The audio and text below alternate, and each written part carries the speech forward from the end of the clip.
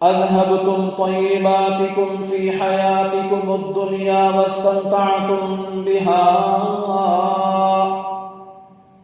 فاليوم تجزون عذاب الهون بما كنتم تستكبرون في الأرض بغير الحق وبما كنتم تفسقون.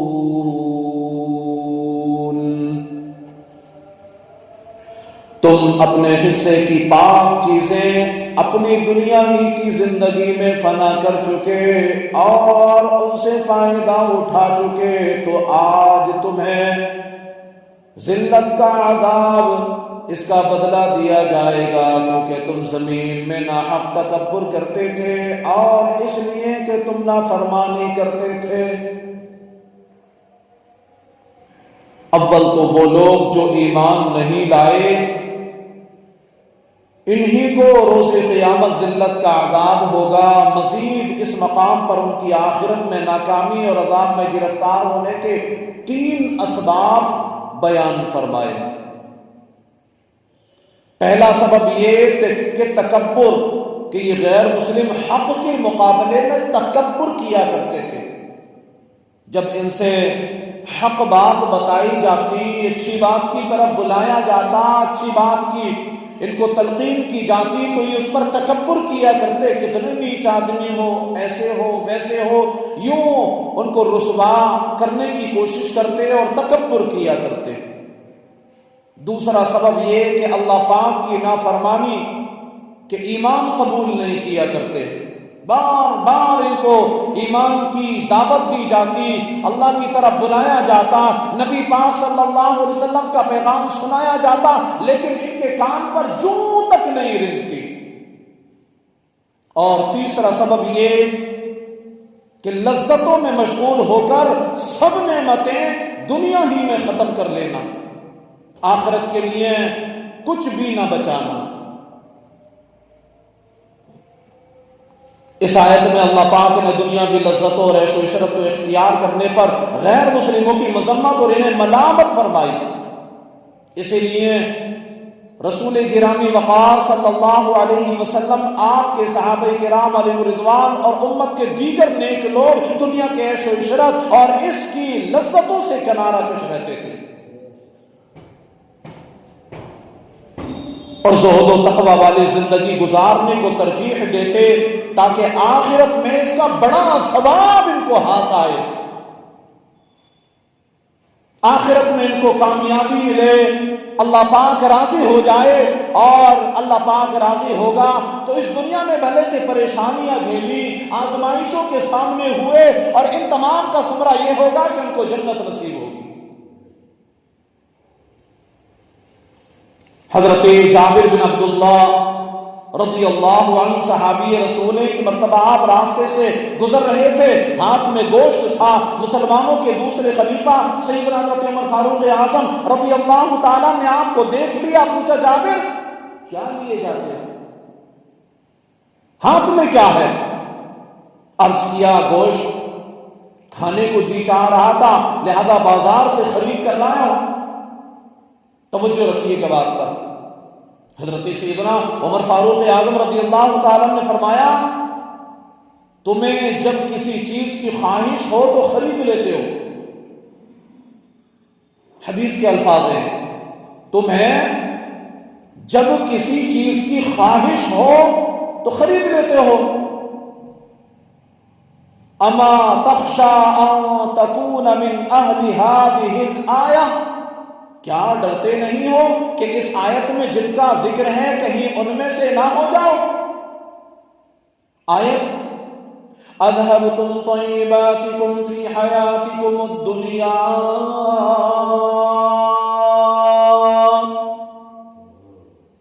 تم اپنے حصے کی پاک چیزیں اپنی دنیا ہی کی زندگی میں فنا کر چکے۔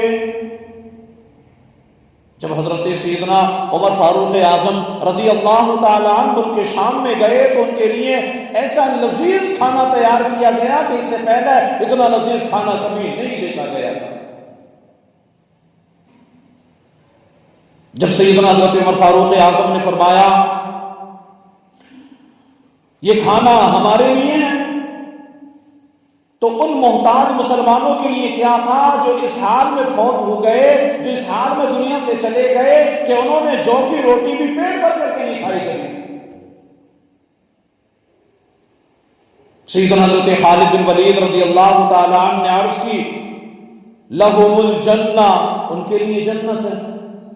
سرکار امیر المومنین، ان کے لیے جنت ہے۔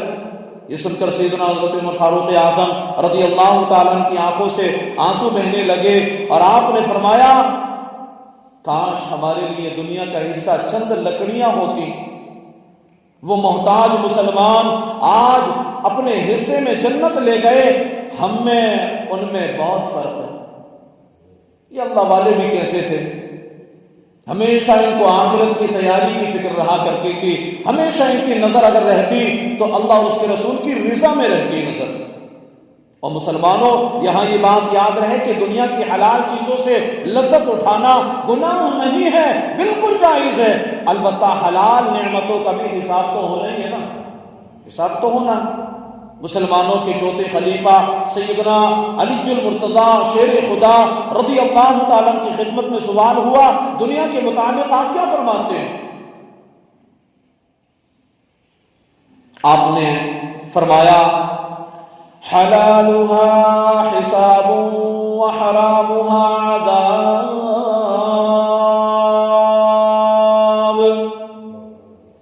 دنیا کی حرام چیزوں پر عذاب ہے اور حلال نعمتوں کا روز قیامت حساب ہونا ہے۔ اللہ اکبر، تصور باندھیے دنیا کا 50,000 سالہ دن جب اگلے پچھلے حاضر ہوں گے، میزان عمل رکھ دیا جائے گا، سورج گرمی برسا رہا ہوگا، تانبے کی زمین خوب دیکھتی ہوگی، اسی حالت میں اس تانبے کی دیکھتی ہوئی زمین پر کھڑے ہو کر حساب دینا کتنا مشکل ہوگا۔ آج اگر ہم حلال ہی صحیح مگر لذتوں کا شکار ہو جائے، دنیا کی نعمتیں خوب استعمال کرتے رہے، روز قیامت ان کا حساب دینا پڑے گا، تب کیا کریں گے؟ حضرت حاتم اصم یہ ایک بہت بڑے بزرگ گزرے ہیں، اللہ کے ولی تھے۔ ان کو ایک مالدار شخص نے اصرار کرتے ہوئے کھانے کی دعوت دی، فرمایا میری 3 شرطیں مانو تو میں آؤں گا۔ ان اللہ کے نیک بندے حضرت حاتم اصم رحمت اللہ علیہ نے کہا کہ میری 3 شرطیں ہیں، اگر وہ قبول کر لو تو میں آ جاؤں گا تمہارے یہاں دعوت میں۔ کہا بیان کیجئے۔ کہا پہلی شرط میں جہاں چاہوں گا بیٹھوں گا، نہ روکو گے نہ ٹوکو گے۔ دوسری شرط جو چاہوں گا کھاؤں گا، کوئی زبردستی نہیں کرو گے۔ تیسری شرط جو کہوں گا وہ تمہیں کرنا پڑے گا، اطاعت کرو گے۔ تو اس نے کہا منظور ہے، یہ تینوں شرطیں منظور ہیں۔ اللہ پاک کے نیک بندے کی زیارت کے لیے کافی دور سے لوگ جمع ہو گئے، بڑی بڑی دور سے آئے کہ اللہ کا نیک بندہ آنے والا ہے، اللہ کا ولی آنے والا ہے، اور لوگ امٹتے ہوئے سیلاب کی طرح وہاں پر آنا شروع ہو گئے۔ وقت مقررہ پر حضرت حاتم اصم رحمت اللہ علیہ و تشریف لے آئے اور جہاں لوگوں کے جوتے پڑے تھے وہیں بیٹھ گئے۔ تکبر نہیں کرنا تھا نا، دکھاوا تو بالکل تھا ہی نہیں ان کے اندر، ہم جیسے مکاریاں ان کے اندر تھی نہیں کہ ہماری ناک نیچی نہ ہو جائے، وہ ان کے اندر میں والی بات ہی نہیں تھی۔ کہاں بیٹھے؟ آئے مجمع جمع ہے، اللہ کے ولی کا دیدار کرنا ہے، لوگ بڑے ذوق و شوق کے ساتھ آئے تھے، لیکن اللہ کا ولی جب اس دربار میں پہنچا، جب وہاں پہنچا تو بیٹھا کہاں؟ جہاں لوگوں کے جوتے پڑے تھے۔ جب کھانا شروع ہوا، حاتم اصم رحمت اللہ تعالی علیہ نے اپنی جھولی میں سے ایک سوکھی روٹی کا ٹکڑا نکالا، کھانا شروع کر دیا اسی کو۔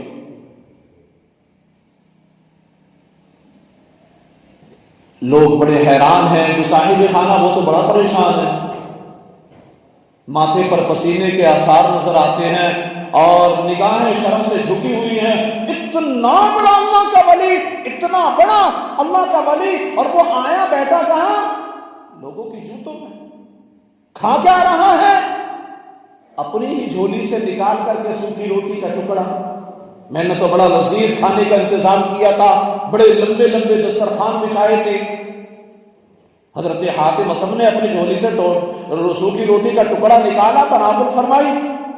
جب طعام کا اختتام ہوا، کھانا ختم ہو گیا، میزبان سے فرمایا اللہ کے ولی نے حضرت حاتم اصم رحمۃ اللہ تعالی علیہ کے چولہا لایا جائے، اس پر توا رکھا جائے. حکم کی تعمیل ہوئی. جب توا آگ کی تپش سے انگارے کی طرح سرخ ہو گیا تو آپ رحمت اللہ علیہ اس پر ننگے پاؤں کھڑے ہو گئے اور فرمایا میں نے آج کے کھانے میں سوکھی روٹی کھائی ہے. اس توے پر کھڑے ہوئے جو کہ آگ کی طرح بالکل انگارا ہو گیا تھا، اس پر ننگے پاؤں کھڑے ہوئے اور پھر آپ نے اتنا کہا کہ میں نے آج سوکھی روٹی کھائی ہے. یہ فرما کر توے سے نیچے اتر آئے اور حاضرین سے فرمایا اب آپ حضرات بھی باری باری اس توے پر کھڑے ہو کر جو بھی کھایا ہے آپ اس کا حساب دیجئے. کس نے کیا کیا کھایا ہے ان تمام چیزوں کو بیان کیجئے. یہ سن کر لوگوں کی چیخیں نکل گئیں، بے ایک زبان بول اٹھے یا سیدی ہم میں سے اس کی طاقت نہیں، کہاں یہ گرم گرم توا، کہاں ہمارے نرم نرم قدم، ہم تو گناہ گار دنیا دار لوگ ہیں. آپ نے فرمایا جب اس دنیاوی گرم توے پر کھڑے ہو کر آج صرف ایک وقت کے کھانے کی نعمت کا حساب نہیں دے سکتے تو کل بروز قیامت تمہارے اندر کون سی کرامت پیدا ہو جائے گی کہ پوری زندگی کے نامہ اعمال کا حساب دے سکتے.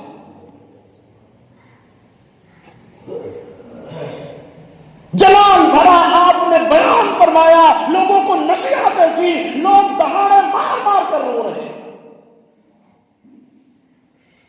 پھر اس کے بعد سیدنا حضرت حاتم اصم رحمۃ اللہ تعالی علیہ نے پارہ 30 سورہ تکاثر کی آخری آیت کی تلاوت فرمائی.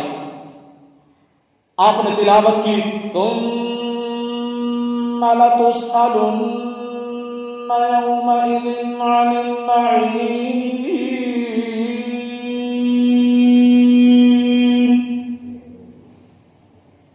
پھر بے شک ضرور اس دن تم سے نعمتوں کے متعلق پوچھا جائے گا. یہ رقت انگیز ارشاد سن کر لوگ دہاڑے مار مار کر رونے اور گناہوں سے توبہ توبہ پکارنے لگے. اللہ پاک ان پر رحمت فرمائے اور ان کے صدقے ہماری بھی بے حساب مغفرت فرمائے. صدقہ پیارے کی حیا کا کہ نہ لے مجھ سے حساب، بخش بے پوچھے لجائے کو لجانا کیا ہے. اے مالک کریم اپنے پیارے محبوب صلی اللہ علیہ وسلم کی حیا کے صدقے مجھ سے حساب نہ لینا، بغیر پوچھ گچھ کے میری بخش فرما دے. شرمندہ شخص کو مزید کیا شرمندہ کرنا، وہ تو پہلے ہی سے بڑا شرمسار ہے. افسوس کی بات ہے کہ آج ہم دنیا پرستی میں کچھ زیادہ ہی آگے نکل گئے ہیں. اللہ پاک نے غیر مسلموں کا وصف بیان کیا، اذهبتم طیباتکم فی حیاتکم الدنیا واستمتعتم بها. تم اپنے حصے کی پاک چیزیں اپنی دنیا ہی کی زندگی میں فنا کر چکے، ان سے فائدہ اٹھا چکے. یہ ہے تو ان لوگوں کا وصف جو مسلمان نہیں تھے، مگر افسوس بہت سارے مسلمانوں نے بھی اس برے عیب کو ایک حد تک اپنا لیا. ہمارے سامنے صرف دنیا ہی دنیا ہوتی ہے، آخرت کا فائدہ کم ہی لوگ دیکھتے. ہماری زندگی کا مقصد اونچی کوٹیاں بنانا، کاریں خریدنا، امیر ہونا، بزنس بڑھانا، ہمارے دن رات کی روٹین کمانا، کھانا، پہننا، سونا، ہماری خواہشات، شہرت، عزت، واہ واہ، سب سے نمایاں دکھنا، سب سے نمایاں رہنا. افسوس کی بات یہ ہے کہ جو خالصتاً دینی چیزیں ہیں، یعنی وہ کام جن سے ہم آخرت کما سکتے ہیں، آج کل لوگ وہ اخروی کام بھی دنیاوی لذت کے تحت کرنے لگے. مثال کے طور پر علم سیکھنا اچھا عمل ہے، مگر ہمارے ہاں علم صرف اور صرف نوکری پانے اور پیسہ کمانے کے لیے سیکھا جاتا ہے۔ اسی لیے تو لوگ ڈگریاں اکٹھی کرتے ہیں، علم دین سیکھنے کی طرف دھیان نہیں دیتے۔ اسی طرح عبادت تو آخرت کے لیے ہی ہوتی ہے، مگر ہمارے ہاں لوگ عبادت کی بھی نمائش کر ڈالتے ہیں تاکہ دنیا میں عزت ملے، شہرت ہو، لوگوں کو پتہ چلے کہ جناب بڑے سخی ہیں، کیسے زکوٰۃ دیتے ہیں، لوگوں کی مدد کرتے ہیں، لمبی لمبی قطاریں ان کے آفسوں کے باہر لگی ہوتی ہیں، ان کے گھروں کے دروازوں کے باہر لگی ہوتی ہیں، کتنے بڑے سخی ہیں، پیسہ لٹائے جا رہے ہیں۔ نمازیں پڑھتے ہیں تو ایسے چال ڈھال کے ساتھ آتے ہیں کہ لوگ کہیں کہ بڑے نمازی ہیں، بڑے پرہیزگار ہیں۔ غرض کے ہماری نگاہوں کی ابتدا و انتہا صرف دنیا بنتی چلی جا رہی ہے۔ ہم نے جو کچھ آخرت کے لیے بھی بچا کر رکھنا ہے اس جانب توجہ ہی نہیں ہوتی۔ کاش ہم دنیا کی بجائے آخرت کے طلبگار ہوتے، آخرت کو بہتر بنانے کی کوشش کرتے۔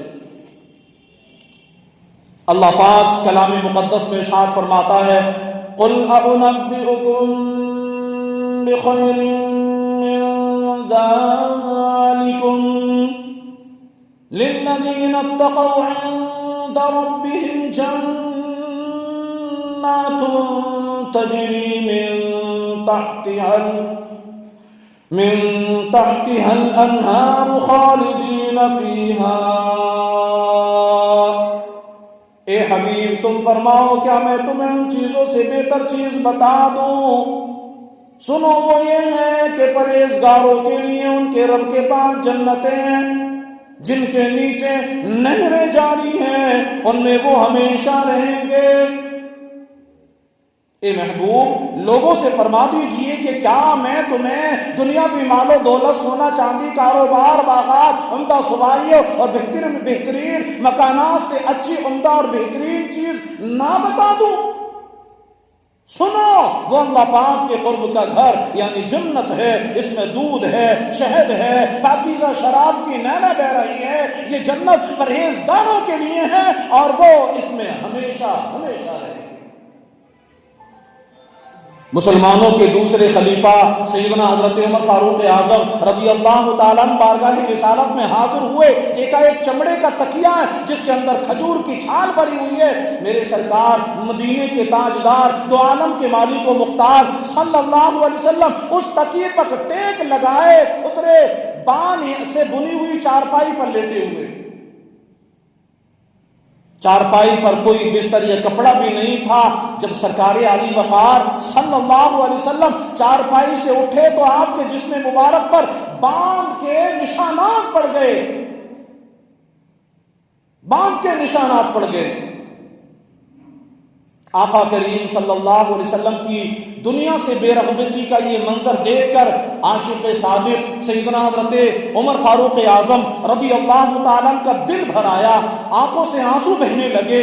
سرکار دو عالم نور مجسم صلی اللہ علیہ وسلم نے عاشق زار کو روتے دیکھا تو فرمایا، اے عمر کیوں روتے ہو؟ عرض کیا، یا رسول اللہ صلی اللہ علیہ وسلم خدا کی قسم میں جانتا ہوں کہ آپ اللہ پاک کے رسول ہیں، بارگاہ الہی میں آپ کا بڑا اونچا مقام ہے، آپ قیصر و کسریٰ یعنی روم اور ایران کے بادشاہوں سے بہت زیادہ عزت والے ہیں۔ یا رسول اللہ مجھے رونا اس بات پر آیا کہ قیصر و کسریٰ تو دنیاوی نعمتوں میں عیش سے زندگی گزارے اور اللہ پاک کے محبوب صلی اللہ علیہ وسلم ہونے کے باوجود آپ ایسی زاہدانہ زندگی بسر فرماتے ہیں۔ عاشق زار کی تشویش سن کر میرے سرکار مکی مدنی تاجدار صلی اللہ علیہ وسلم نے فرمایا، عمر کیا تم اس پر راضی نہیں کہ ان غیر مسلموں کے لیے دنیا ہی میں سب کچھ ہے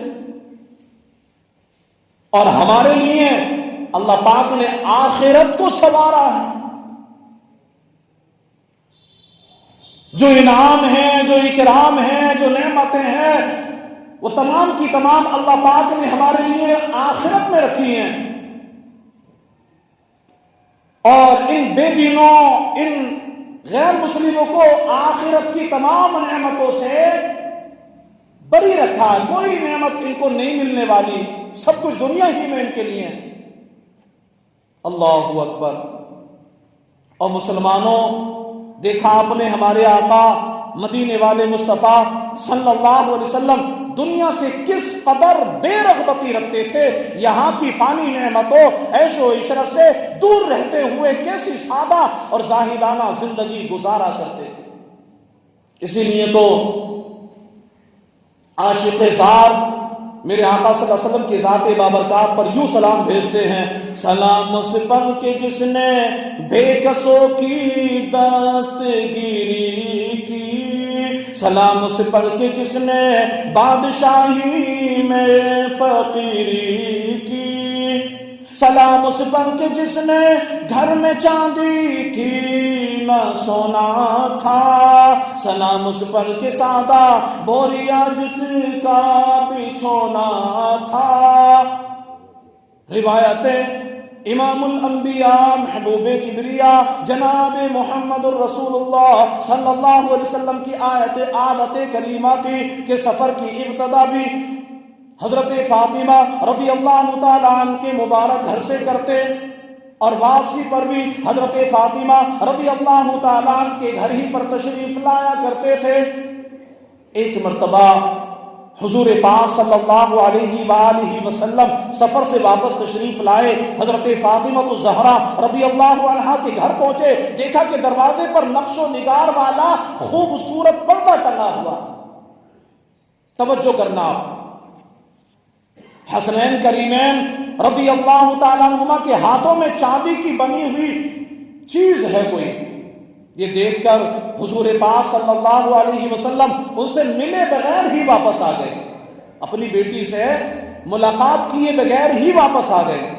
حضرت فاطمہ الزہرا رضی اللہ تعالیٰ عنہ کو اندازہ ہو گیا کہ آپ نے فوراً وہ پردہ اتارا، حسنین کریمین رضی اللہ تعالیٰ عنہما سے وہ چاندی کی چیزیں لی اور بارگاہ رسالت میں بھیج دی. اب حسنین کریمین ننھے شہزادے تھے، ان سے وہ چیز لی گئی تو دونوں رونے لگے، روتے روتے ہی بارگاہ رسالت میں حاضر ہوئے. حضور پاک صلی اللہ علیہ وسلم نے ایک صحابی کو وہ چاندی عطا فرمائی، حکم دیا اسے بیچ دو اور اس کے بدلے فاطمہ کے لیے لکڑی کا ہار بنا ہوا لے آؤ. بے شک یہ میرے اہل بیت ہیں، مجھے پسند نہیں کہ یہ اپنی نعمتیں دنیا ہی میں استعمال کر لیں، یہ مجھے پسند نہیں. اللہ اکبر. کیا شان ہے میرے آقا مدینے والے مصطفیٰ صلی اللہ علیہ وسلم کی. ہمارے ہاں بچوں کو موبائل تھما دیے جاتے ہیں، بچے اس میں جو چاہیں دیکھیں، بچپن ہی میں ان کے ذہن خراب ہوں، سوچے الٹ پلٹ ہو جائیں، کوئی پرواہ نہیں ہوتی. اگر کہا جائے بھائی بچوں کو موبائل نہ دیا کرو تو جواب ملتا کیا کریں، بچے روتے بہت ہیں، پریشان بہت کرتے ہیں، اس لیے موبائل ان کو تھما دیا جاتا ہے تاکہ بچے سہمے رہیں، پریشان نہ کریں. اللہ اللہ. دیکھیے ہمیں اپنے بچوں سے اتنی محبت نہیں ہے جتنی سرکار صلی اللہ علیہ وسلم حسنین کریمین سے محبت کیا کرتے تھے. وہ دونوں شہزادے جن کی آنکھوں کا آنسو آسمان کے فرشتے بھی گوارا نہ کریں، وہ دونوں شہزادے رو رہے ہیں، اور اس کے باوجود حضور پاک صلی اللہ علیہ وسلم نے ان سے چاندی کی وہ چیز لے لی اور فرمایا میں نہیں چاہتا کہ یہ اپنی نعمتیں دنیا ہی میں استعمال کریں، نہیں چاہتا میں. اللہ اکبر. حدیث پاک میں ہے اللہ کے رسول صلی اللہ علیہ وسلم ارشاد فرماتے ہیں جس نے اس حالت میں صبح کی کہ اس کا سب سے بڑا مقصد دنیا ہو، دنیا ہو، دنیا ہی کمانا ہو، تو اللہ پاک اس کے دل میں 4 چیزیں پیدا کر دیتا. کتنی چیزیں؟ 4 چیزیں پیدا کر دیتا. نمبر 1، ایسا غم جو کبھی ختم نہ ہو، ایسا غم جو کبھی ختم نہ ہو. نمبر 2، ایسی مشغولیت جس سے فراغت ہی نہ ہو. نمبر 3، ایسا فکر جس کے بعد خوشحالی ہی نہ ہو. اور نمبر 4، ایسی امید جو کبھی پوری ہی نہ ہو، ایسی امید جو کبھی پوری ہی نہ ہو. اللہ اکبر. آج ہم اپنی حالت پر ذرا غور کریں اور حدیث پاک میں بیان کی گئی ان 4 آفات کو سامنے رکھیں اور اپنا جائزہ لیں. افسوس حالت یہ ہے ہماری کہ ہماری پہلی اور آخری فکر بس دنیا دنیا اور دنیا ہی رہتی ہے، اس کے علاوہ کیا ہے؟ دین کی طرف رجحان ہی نہیں ہوتا۔ ہمارے معاشرے میں بس یہی چیزیں چل رہی ہیں۔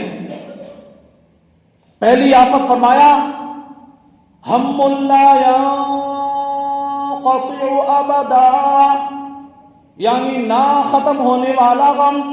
ذرا غور کیجیے آج کون خوش ہے؟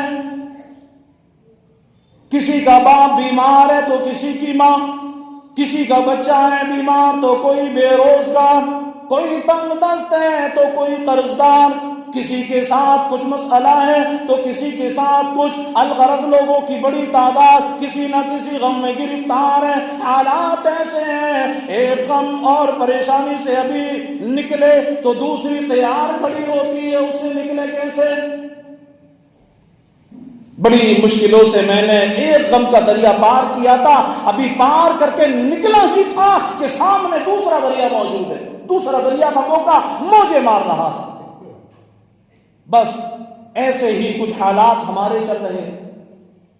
یقیناً دنیا میں پریشانیاں نیک لوگوں کو بھی آتی ہیں، مگر ہمیں فکر کرنی چاہیے کہ یہ پے در پے پریشانیاں اور غم آتے چلے جانا کہیں دنیاوی فکروں کا نتیجہ تو نہیں ہے۔ جو شخص اس حالت میں صوبہ کرتا ہے تو اس کا سب سے بڑا مقصد دنیا ہو تو اس پر دوسری آفت یہ ڈال دی جاتی ہے، وہ ایسی مشغولیت میں پھنس جاتا ہے جس سے فراغت ہی نہیں ملتی اس کو۔ اب یہ بھی ہمارے ہاں بڑا عام مسئلہ ہے، ہم میں سے کسی سے پوچھ لے ٹائم ہے، توجہ ہے نا، کوئی بھی کسی سے اگر سوال کرے ٹائم ہے جناب آپ کے پاس، جواب ملے گا نہیں بھائی ٹائم نہیں ہے میرے پاس، بہت مصروف ہوں۔ عجیب حالت ہے، کام ہے کہ ختم ہونے کا نام ہی نہیں لیتے، مصروفیات ہے کہ کم ہوتی ہی نہیں۔ اور ذرا بیٹھ کر ہم اپنا جائزہ لیں تو پتہ چلے گا ہاتھ کچھ آتا نہیں، مشغولیت برابر ہے، ہاتھ کچھ آتا ہی نہیں اور مشغولیت برابر ہے، پتہ نہیں کیا کرتے رہتے ہیں، کام اتنے زیادہ نتائج نظر ہی نہیں آتے۔ یوں مالداروں کو دیکھ لیجئے، ان کی مصروفیات بڑھتی ہی رہتی ہیں۔ ایک دکان چل رہی تھی اب دوسری کی فکر ہے، ایک کاروبار کھل گیا اب اس کی برانچ بنانے میں مشغول ہو گئے۔ جب مقصد دنیا بن جائے تو آدمی دنیا کی فکر میں یوں لگ جاتا ہے کہ آخرت کے لیے ٹائم ہی نہیں ملتا اس کو، آخرت کو بہتر بنا سکے، رب کو راضی کر سکے، محبوب کریم صلی اللہ علیہ وسلم کی سنتوں پر عمل کر سکے، اس کو ٹائم ہی نہیں ملتا ان تمام چیزوں کا۔ جو شخص اس حالت میں صبح کرتا ہے کہ اس کا سب سے بڑا مقصد دنیا ہوتا ہے تو اس پر تیسری آفت یہ ڈال دی جاتی ہے کہ وہ ایسی مفلسی میں پھنسا دیا جاتا ہے کہ کبھی مالدار ہی نہیں ہوتا۔ شاید آپ سوچیں گے کہ معاشرے میں ایسے کئی افراد ہیں جنہیں صبح و شام مال کمانے کی فکر ہوتی ہے لیکن اس کے باوجود وہ مفلس نہیں ہوتے، مالدار ہوتے ہیں۔ تو یاد رکھیے اصل مالداری یہ نہیں کہ کسی کے پاس مال و دولت کی کثرت ہو، بلکہ اصل مالداری یہ ہے کہ بندہ دلی طور پر مالدار، اس کا دل غنی ہو، اللہ اس کے دل کو غنی کرتے، اصل یہ مالداری۔ شیخ سعدی رحمت اللہ تعالی علیہ ایسے شخص کے بارے میں بڑا پیارا ایک قول بیان کرتے ہیں کہ مالدار ہونا دل سے ہے نہ کہ مال و دولت سے، بزرگی عقل سے ہے نہ کہ عمر سے۔ جو شخص دلی طور پر مالدار نہیں، وہ بظاہر کتنا ہی مالدار ہو مفلس بھی رہتا ہے۔ وہ ایسے شخص کو مال کی ہوس زیادہ ہوتی ہے، وہ اپنا مال بڑھانے کے لیے پرائز بڑھاتا ہی چلا جاتا ہے، اس کا اپنے ملک میں کاروبار کرنے سے پیٹ نہیں بھرتا تو دیگر ممالک کا رخ کرتا ہے اور یہ دنیا بھر میں کاروبار پھیلا دیتا ہے، لیکن افسوس دنیاوی مصروفیت کی وجہ سے وہ دین کے لیے وقت نہیں نکال پاتا۔ یاد رکھیے جن میں دنیاوی مال و دولت کی ہوس نہ ہو اور وہ رات کو کھانا کھا کر اطمینان سے سو جاتا ہے تو وہی سب سے بڑا مالدار ہے، وہی سب سے بڑا مالدار ہے۔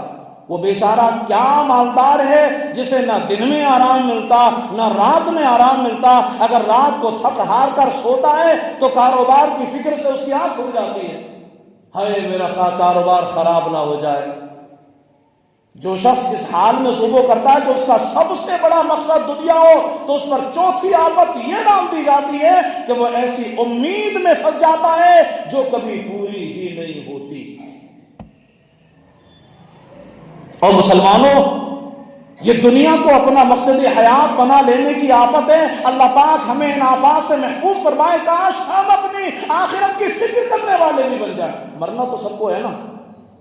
ارے بھائی چاہے مسلم ہو غیر مسلم ہو، ہر ایک شخص اس بات پر اتفاق رکھتا ہے کہ مرنا سب کو ہے، موت سب کو آنی ہے، یہ دنیا سب کو چھوڑ کے جانا، اس بات پر سب کا اتفاق ہے. اللہ پاک کلام مقدس میں ارشاد فرماتا ہے من کان یرید حرث الآخرۃ نزد له فی حرثہ ومن كان يريد حرث الدنيا نؤته منها وما له في الآخرة من نصيب. جو آخرت کی کھیتی چاہتا ہے ہم اس کے لیے اس کی کھیتی میں اضافہ کر دیتے ہیں، اور جو دنیا کی کھیتی چاہتا ہے تو ہم اسے اس میں سے کچھ دیتے ہیں، اور آخرت میں اس کا کوئی حصہ نہیں ہوتا. صحابی رسول سلطان المفسرین حضرت عبداللہ بن عباس رضی اللہ تعالیٰ عنہما اس آیت کریمہ کی تفسیر میں فرماتے ہیں جو بندہ دنیا کو آخرت پر ترجیح دے، مثلا دنیا کے مستقبل کی فکر تو کرے مگر آخرت کی کامیابی کی کوئی فکر نہ کرے، اس کے لیے آخرت میں کچھ حصہ نہیں.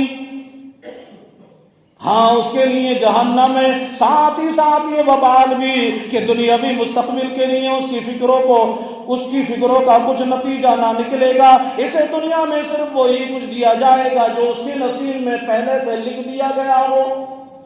آدمی بھول جاتے ہیں کہ اللہ پاک نے روزی دینے کا وعدہ کر رکھا ہے. روزی دینے کا وعدہ اللہ پاک نے کر رکھا ہے، لیکن یہ وعدہ نہیں ہے کہ تم اچھے اعمال یا برے اعمال کر کے اپنی زندگی کو سنوار لو یا بگاڑ لو. یہ آپ کے اوپر منحصر ہے. اللہ پاک نے آپ کو سمجھ دی، آپ کو عقل دی اور آپ کو اختیار بھی دیا کہ آپ چاہو تو اچھے اعمال کرو، اللہ کی رضا والے کاموں میں لگو، قرآن پڑھو، اس کو سمجھو، اس کے احکامات پر عمل کرتے اپنی زندگی کو کامیاب بنا کر کے جنت کے حقدار بن جاؤ، اور چاہے تو اس سے منہ موڑ لو. علامہ اقبال صاحب نے ایک ذہن دیا تھا امت مسلمہ کو کہ عمل سے زندگی بنتی ہے جنت بھی جہنم بھی، یہ خاکی اپنی فطرت میں نہ نوری ہے نہ ناری. انسان ایک خاکی ہے، خاک سے بنا ہوا ہے، مٹی سے بنا ہوا ہے، تو یہ خاکی نہ نوری ہے نہ ناری ہے. یہ اعمال پر منحصر ہے کہ بندہ کیسے اعمال کرتا ہے، رب کی رضا والے کام کرتا ہے یا ناراضی والے کام کرتا ہے. تو ہمیں اللہ پاک کی رضا والے کاموں میں لگنا ہے، جھوٹ نہ بولیں. ایک جھوٹ چھپانے کے لیے اور مزید 100 جھوٹ بولے جاتے ہیں. ہم اور آپ سبھی جانتے ہیں جھوٹ بہت بڑی بلا ہے. جھوٹ کے تعلق سے اللہ پاک کلام مقدس میں فرماتا ہے لعنت اللہ علی الکاذبین، جھوٹوں پر اللہ کی لعنت ہے جو جھوٹ بولتے ہیں. اب ہم جب جھوٹ بولتے ہیں تو ہم پر اللہ کی لعنت برستی. دھوکہ نہ دے. ایک مسلمان کی شان نہیں کہ وہ کسی کو دھوکہ دے. غیبتیں نہ کریں. پہلے تو یہ عورتوں کے اندر بیماری بڑی ہوئی تھی، لیکن اب تو عورتیں بیچاری تو کرتی ہیں، لیکن مردوں کے اندر بڑی تیزی سے سرایت کر گئی ہے بیماری کہ جہاں چائے کی دکان پر بیٹھے یا ڈاکٹر کی دکان میں بیٹھے یا پھر جو ہے چوراہوں پر بیٹھے یا روڈوں پر ہی کرسیاں ڈال دیے تو وہاں پر جو ہے نا کچھ بھی ہو جب تک غیبتیں نہ کر لیں، دوسرے کی برائیاں نہ کر لیں، پیٹ کا درد ہی ختم نہیں ہوتا، ایسی بیماری ہو چکی ہے۔ تو ان تمام چیزوں سے ہمیں توبہ کرنا ہے۔